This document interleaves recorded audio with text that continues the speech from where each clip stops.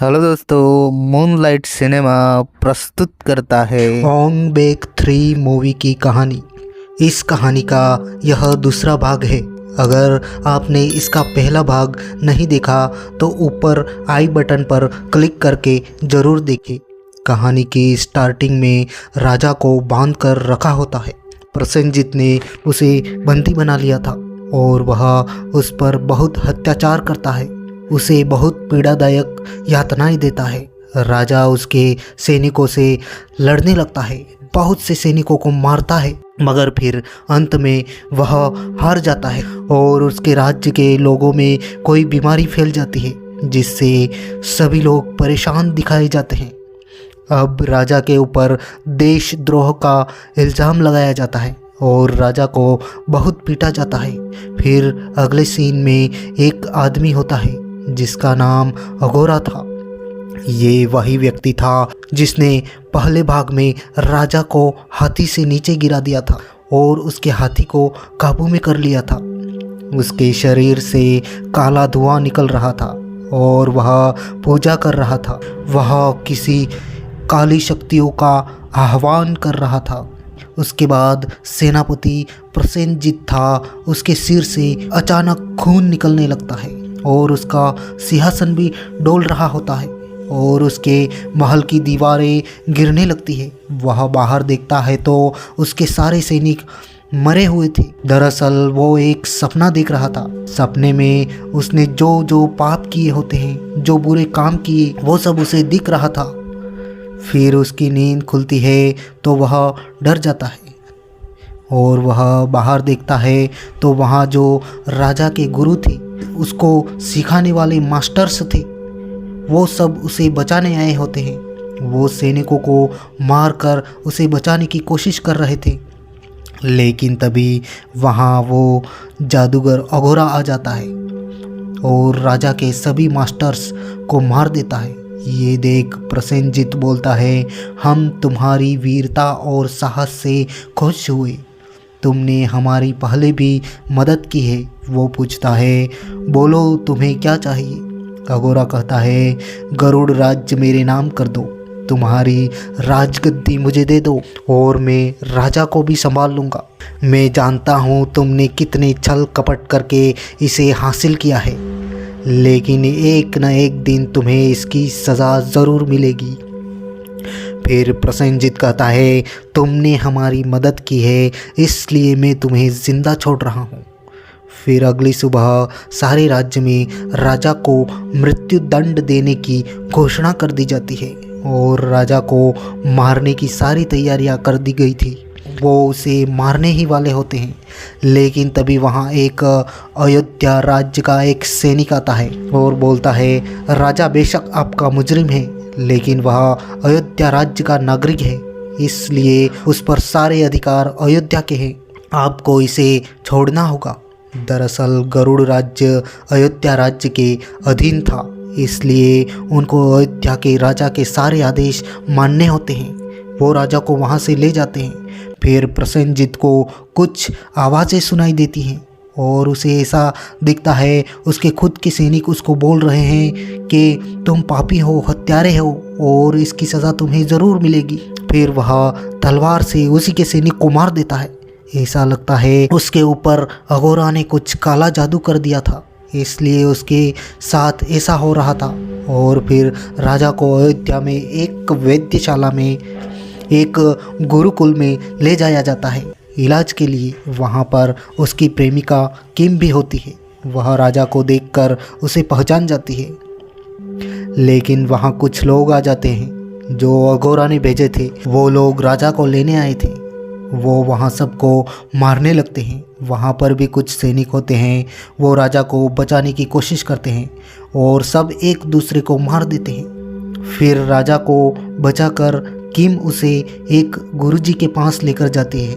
वहाँ पर जो गुरुजी होते हैं वो बोलते हैं, इसके शरीर की सारी हड्डियाँ टूट चुकी हैं, मगर ये अभी भी जिंदा है, क्योंकि राजा एक भला इंसान है जो जनता का भला चाहता है।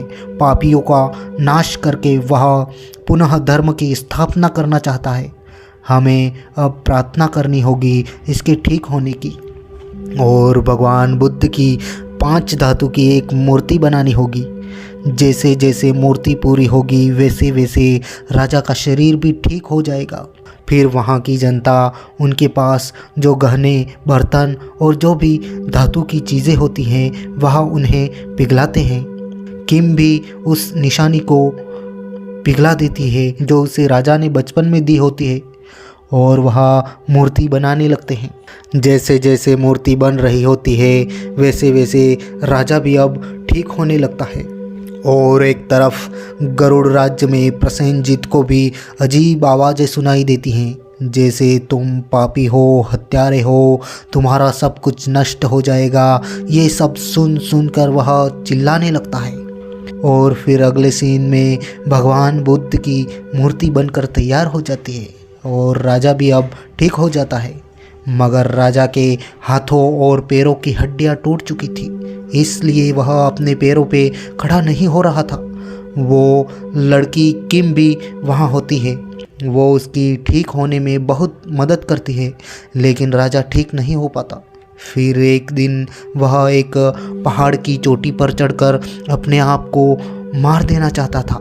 वहाँ से कूद जाने वाला था, लेकिन वहाँ एक पागल व्यक्ति आता है। वो राजा से बोलता है, अगर तुम कूद गए तो मैं भी कूद जाऊंगा। ऐसा बोलकर वो हंसने लगता है। और फिर वहाँ अयोध्या राज्य के गुरु आते हैं जो भगवान बुद्ध के अनुयायी थे। वो बोलते हैं, राजा रुको, क्या तुम इतनी कमज़ोर हो? क्या तुम्हारा हृदय इतना कमज़ोर हो गया है? अगर हो गया है तो आगे बढ़ो। वो बोलता है, मेरे हाथ पैर काम नहीं कर रहे और मैं दूसरों पर बोझ बनकर जीना नहीं चाहता। गुरुजी बोलते हैं, तुम प्रजा की आशा हो, उनका भरोसा हो, उनको बचाने के लिए तुम्हें ज़िंदा रहना होगा। वो बोलता है, जो इंसान खुद अपने पैरों पर खड़ा नहीं हो सकता वो दूसरों की रक्षा क्या करेगा। गुरु कहते हैं, राजा, हर अंधेरे के पीछे एक प्रकाश होता है। वहाँ उस सूरज की तरफ देखो, वो किरणें बादलों को भेद कर कैसे बाहर निकल रही हैं, देखो उन्हें। उसी प्रकार तुम अपनी वर्तमान की पीड़ा से ऊपर उठकर अपने अंदर की शक्ति को जगाओ। फिर वह गुरुजी की बातों को मानकर योग साधना करने लगता है और रोज़ वह कसरत करता है। इसी तरह से समय बीतता रहा और उसके शरीर की हड्डियां अब धीरे धीरे स्वस्थ होने लगी थी। वह अपनी प्रेमिका किम की मदद से योग करता है और अब वह पूरी तरह से ठीक हो चुका था, दुश्मनों से मुकाबला करने को तैयार हो चुका था। फिर वह गुरुजी को प्रणाम करके बोलता है, आपकी बातों ने मुझ में एक उमंग पैदा की और आज मैं ठीक हो गया हूँ, इसलिए मैं आपका आभारी रहूँगा। और आगे बोलता है, अब मुझे अपने लक्ष्य को साधने के लिए क्या करना होगा। वो बोलते हैं, जीवन में जो भी कार्य करो पूरे विश्वास के साथ करो, ध्यान लगा कर करो और तुम्हें कुछ चीज़ों से दूर रहना पड़ेगा, जैसे काम, क्रोध, मोह, लोभ, मदिरा। ये सभी इंसान के नाश का कारण होते हैं। कठिन से कठिन कार्य भी अवश्य पूरा होता है, केवल अभ्यास की आवश्यकता होती है।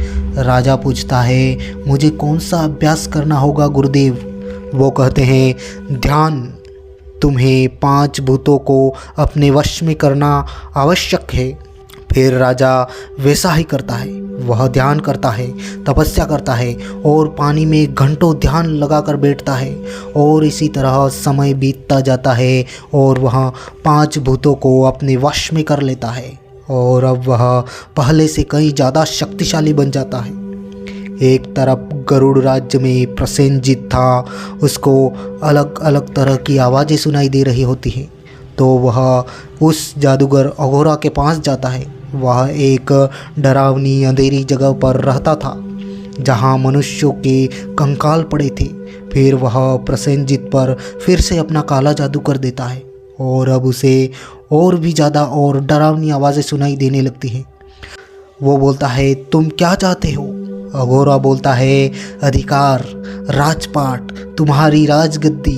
फिर वो अघोरा को मारने जाता है तो वो उसे धकेल कर फेंक देता है। फिर सारे सैनिकों को भी मार देता है और प्रसेनजीत का सिर धड़ से अलग कर देता है। फिर भी उसका सिर बोलता है, तुम नमक हराम हो और तुझ जैसे पापी का सर्वनाश करने एक वीर आएगा और तेरा अंत कर देगा। फिर वह तांत्रिक अघोरा गरुड़ राज्य का शासक बन जाता है और बोलता है, आज से गरुड़ राज्य मेरा गुलाम है। अब केवल मेरा एक ही शत्रु है, राजा। वो सैनिकों को आदेश देता है, जाओ वो जहाँ रहता है उस गुरुकुल को खत्म कर दो। फिर वहाँ गुरुकुल में कुछ सैनिक आते हैं राजा को मारने, लेकिन राजा उन सबको बुरी तरह पीटता है और उनसे लड़ते हुए एक एक को मार देता है। और फिर गुरुजी राजा को एक जादुई छड़ी देते हैं और बोलते हैं, ये तुम्हारे काम आएगी। राजा उसे ले लेता है और गरुड़ राज्य में प्रजा के ऊपर अघोरा बहुत अत्याचार करता है। वो इतना निर्दय था कि वह बच्चों, बूढ़ों, औरतों किसी पर भी रहम नहीं करता। जिससे भी मजदूरी नहीं होती थी वह उन्हें मार देता था। यहाँ तक कि उसने हाथियों को भी नहीं छोड़ा। उसकी प्रजा इतनी परेशान, इतनी हताश थी कि कोई तो आएगा और हमें इस दुष्ट से बचाएगा। राजा की प्रेमिका भी इसी इंतज़ार में थी कि राजा कब आएगा और इन दुष्टों का नाश करेगा। और फिर आखिरकार राजा वहाँ आ जाता है और बोलता है, अपना ये अत्याचार रोक दो। अघोरा बोलता है, बस तुम्हारा ही इंतज़ार था। राजा कहता है, इसे रोक दो, प्रजा ने तुम्हारा क्या बिगाड़ा है। वो बोलता है, क्यों रोकूं, मेरे पास असीमित शक्तियां हैं, मैं किसी से क्यों डरूं। राजा बोलता है, तुम्हारा अंत मेरे हाथों होगा। फिर अघोरा कहता है, सूर्य और चंद्र भी मेरे सामने टिक नहीं पाते। फिर वह अपने जादू से सूर्य को ग्रहण कर देता है। ये देखकर सारी प्रजा डर जाती है। अघोरा बोलता है, अब तुम मुझे अपनी शक्ति दिखाओ। वो किम को पकड़ लेता है और बोलता है, अगर तुम एक सच्चे प्रजा के रक्षक हो तो अपनी प्रेमिका को बचा कर दिखाओ। और वह किम का गला काट देता है। फिर राजा को बहुत गुस्सा आता है और वह उसके सैनिकों पर एक आंधी की तरह टूट पड़ता है और सबको मारने लगता है।